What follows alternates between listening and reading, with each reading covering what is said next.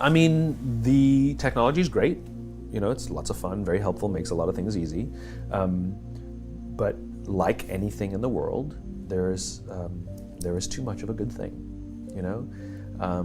And I think one of the things we don't talk about is what is the balance of technology in our lives. And I would argue that for many of us, it's out of balance. We know that the chemical dopamine is released whenever we get a bing, buzz, flash, or beep from our phone or email, right? So dopamine is the exact same chemical that's released in alcohol, nicotine, and gambling, right? In other words, it can be addictive if left unbalanced. A little alcohol is great. Too much alcohol, not so great. Gambling is fun. Too much gambling, really bad, right? Technology is wonderful. Too much technology can be very destructive and destroy our relationships, like all addictions destroy our relationships, right? And so one of the things we're not considering is what is the right balance. If you wake up in the morning and you check your phone before you say good morning to your spouse, that's a problem, right? If you have phantom beeps, that's a problem. That comes from something, right? If you find yourself incapable of getting through a day without needing to check, that's a problem, right? Now, where it gets really dangerous is with kids, millennials. Some of them aren't kids anymore. Right. So almost all alcoholics on the planet discovered alcohol when they were children. When we're very, very young, the only thing we need is the approval of our parents, right? When we go through adolescence, we now need approval from our peers. Frustrating for our parents, very important for us because it allows us to acculturate outside of our immediate families into the larger group, right? Very stressful time, and we're supposed to learn in this time of anxiety to rely on our friends, to reach out to our friends for help. That's what we're supposed to learn. Some people, quite by accident, discover alcohol, and then they learn the numbing effects of dopamine actually help them get through the stress of adolescence. This connection, unfortunately, becomes hardwired. And so for the rest of their lives, when they face any kind of financial, career, or social stress, they don't turn to a person, they turn to the bottle, right? Now, we have age restrictions on alcohol, cigarettes, and gambling, because we know that an immature mind is not yet strong enough or mature enough to deal with the powers of these addicting chemicals, these addictive chemicals, right? So we put an age limit. We have no such age limit or age restriction on social media or cell phones, right? So ostensibly what we've done is we've thrown open the liquor cabinet and we've said to our adolescents, hey, I know this whole adolescent thing is really stressful, so here's the vodka, take as much as you need. That's basically what we've done. And so what we have is an entire generation that's growing up addicted. And like all addicts, they haven't learned the skill set of when they suffer stress to turn to a person. What they do is they turn to the device. And what that only does is increase senses of isolation and loneliness, and can actually destroy relationships. We've all had the experience where you're with somebody, walking down the street, in a meeting, out for dinner, whatever, and they pull out their phone and you feel like an idiot, right? Or when you're talking to them and they're going, and you're sort of like, what's the point of this? Now take an entire generation that has no memory of a time before the device. We at least can reference times before cell phones and internet and social media. We at least have a point of reference. They don't. So this is their normal, that's how they feel. So you have an entire generation growing up with addiction and an increased sense of loneliness and isolation. We're already seeing the results. We're seeing increased rates of suicide amongst this generation. We're seeing increased rates of accidental deaths due to overdoses amongst this generation. We're seeing increased numbers of mass homicides, largely performed by this generation. School shootings, over 70% perpetrated by kids born after the year 1984. Schools, universities are now dealing with numbers they've never dealt with before of kids requesting leaves of absence due to depression. We're already seeing it, right? We're seeing the effects of loneliness and isolation. We're seeing it, and yet we're not reacting to it. We're not doing anything about it, right? And parents are a lot to blame for this. Because parents, there are some schools who want to restrict phones in the schools, and it's the parents who demand that they keep their phones in case of emergencies. Seriously? Seriously? When was the last time the cell phone was used for an emergency? What time are you coming home? What time should we pick you up? And if there is an emergency, you call the office and they know what classroom the kid's in, and in 5 minutes, they'll bring the kid to talk to you on the phone. Like, the old way worked just fine. Remember, we talked before about innovation. It has to solve a real human problem. What human problem exactly did we solve by compressing the 5-minute time frame? We added to the problem, we didn't solve it. So that's one huge problem. So combine that with the fact, so you have an addicted generation that doesn't have the skill set to ask for help.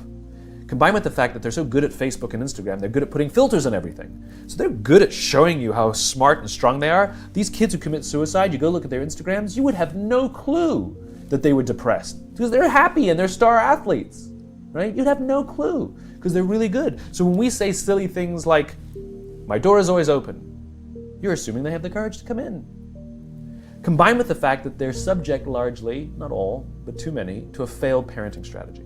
Because their parents told them they were special, they could have anything they wanted, they could be anything they want, they got medals for coming in last, which by the way we know doesn't work. It devalues the medal for the one who comes in first, and the one who came in last, it makes them feel stupid because they know they didn't deserve it, right? The kids got into honors classes not because they deserved it, but because the parents complained. And some of them got good grades not because they earned them, but because the teachers didn't want to deal with the parents. And then the kids graduate college, and they get a job, and in an instant, they find out they're not special. They don't get anything for coming in last. Their parents can't get them a promotion, and you can't have whatever you want just because you want it. And in an instant, their entire self-image is shattered. And so you have an entire generation growing up with lower self-confidence than previous generations.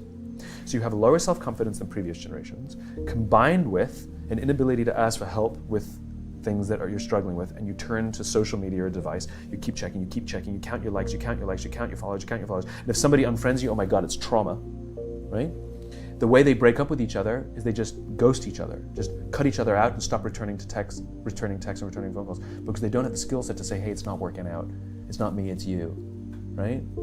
There's no closure on things, right? Combined with the fact there's an institutionalized impatience.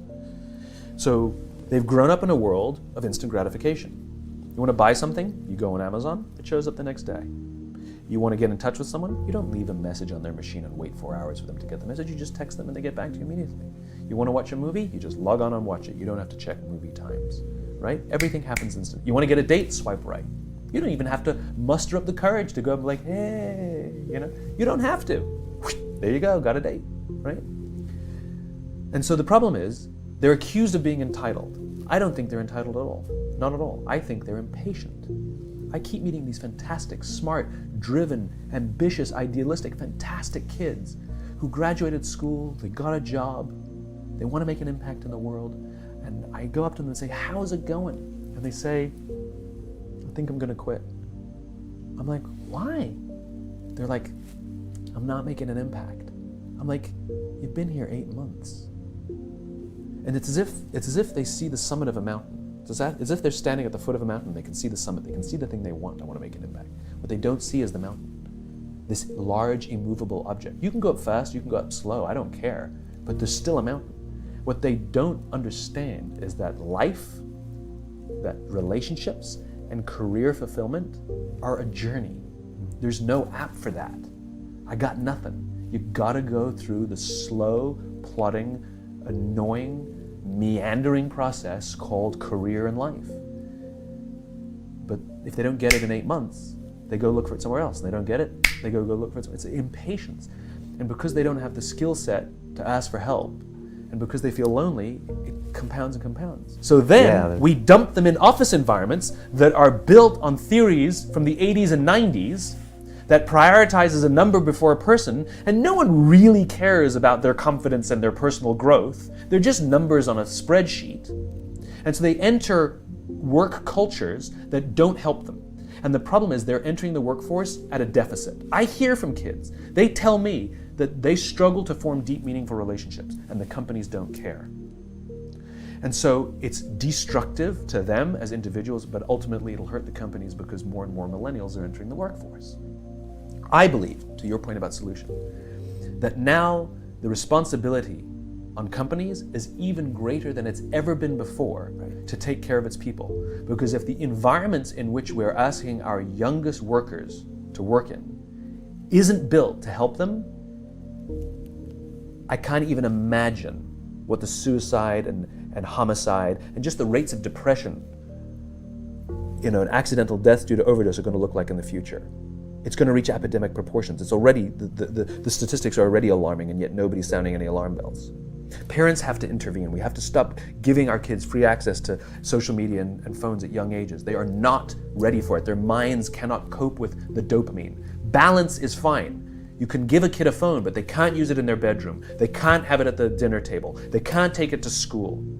They can only have it up to a certain hour, and you take it away. They're children. You can take the phone away. We've got to intervene as parents. But as companies, we now have to deal with the influx of kids that are coming into our companies with addiction. Watch, I see it all the time. Walk through any office. You'll see the older employees have their phones on the sides of their computers as they're working. You'll see the youngest employees have their phones face up in front of their keyboards between their arms as they're working. And this is how they work.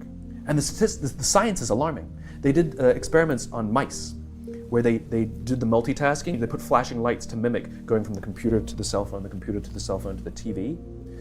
The mice that were exposed to the changing lights, it took them 3 times longer to solve a maze than the mice that weren't, and the damage was permanent. It didn't improve when they stopped the lights. And leadership now is even more important. Yeah. And the leaders now are even more irresponsible. You are responsible for the lives of human beings, and some of these human beings are your children. So okay, you bastard CEO who thinks all the stuff that I talk about is craziness, and you don't have time to make these changes. This is I hear. We don't have time. It's a war out there. I've actually heard executives tell me that. It's a war out there. I don't have time for this leadership stuff. I know guys who go to war, and I'll tell you, it's not a war, what you're going through. You tinker with money. It's not a war. You do have time for this. And if it's really that way, then what were you doing when it wasn't a war? It's even more, it's what an indictment that in peaceful times, when times were good, that you weren't focusing on this stuff, right?